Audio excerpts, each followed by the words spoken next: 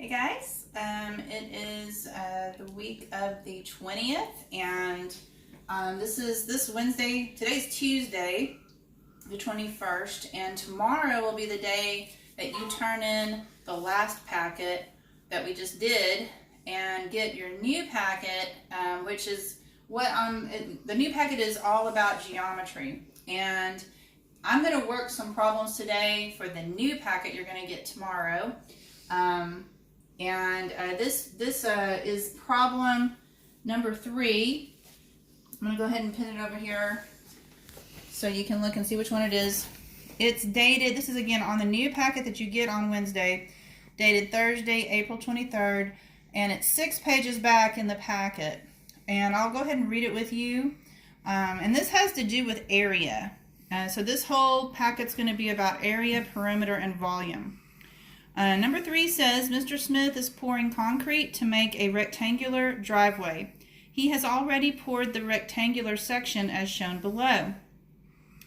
What is the area, and that's the main thing we need to be aware of, we're looking for area, of the shaded section Mr. Smith has already poured? And that's the section that has the big question mark on it right here on your packet.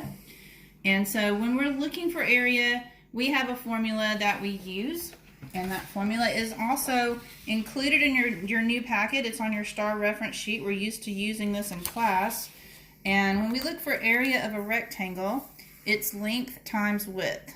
So I have gone ahead and put this problem up on the whiteboard, and I drew it out like it shows in the picture. And we again are looking for the area of this little rectangle here. And we know that from our star reference sheet, we're going to be using area equals length times width. Now what you notice about this problem is that there is not a length and width given on the little rectangle that we're looking for. We do have some dimensions though for the big rectangle, and we're going to basically use some algebra to figure out the missing parts that we need for the little rectangle. So one of the things, I'm going to switch colors here. One of the things that we know is that in a rectangle, opposite sides are congruent, and that's going to be really important to this problem. That this whole side of this rectangle is congruent to this whole side. That means they're equal. We use that word all the time. Congruent means same measure. And also that this whole side of this rectangle is congruent to this whole side. And we need to know that definition of the rectangle in order to work this problem. And we're going to have some missing dimensions here, so that's why it's algebra. Okay, so we're going to have to use our brain a little bit and figure out what this section, this top length, we need to know this. We need to know what is this length of the top of our little rectangle. And we notice that this whole long side down here is 17, and that this is going to match this whole side. So basically this is 12 plus a mystery number equals 17. Now we could flip that and do it as subtraction. So we could do 17 minus 12. My daughter's sneezing in the video, sorry.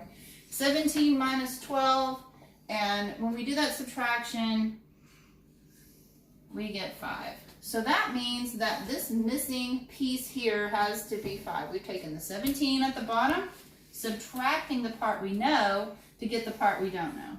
So this length is going to be 5, and I guess that's in feet. I'll go ahead and put the dimension there, or the unit of measurement. Now we need to know this missing part.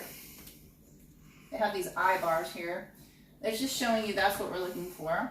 And this is our width that we don't know.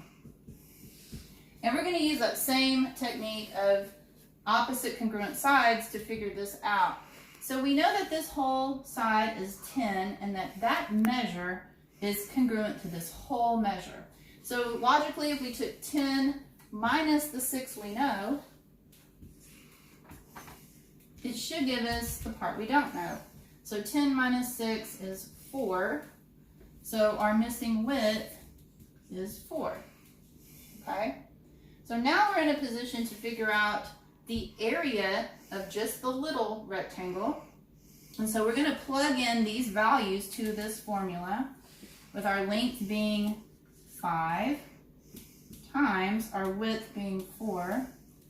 And 5 times 4 is, of course, 20. And remember, with area, it's always in what unit?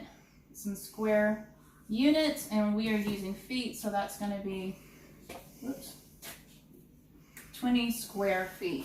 So the answer to this one, if you will look back down on our page here, is B, 20 square feet.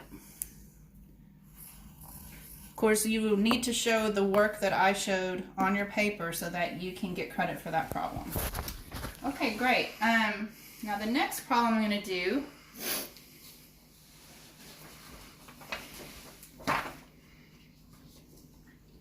and I'm going to set it up on the whiteboard real quickly. It's going to take me just a second. Do you want to pause? We're going to pause for just a minute. Don't go away. We're coming right back. So.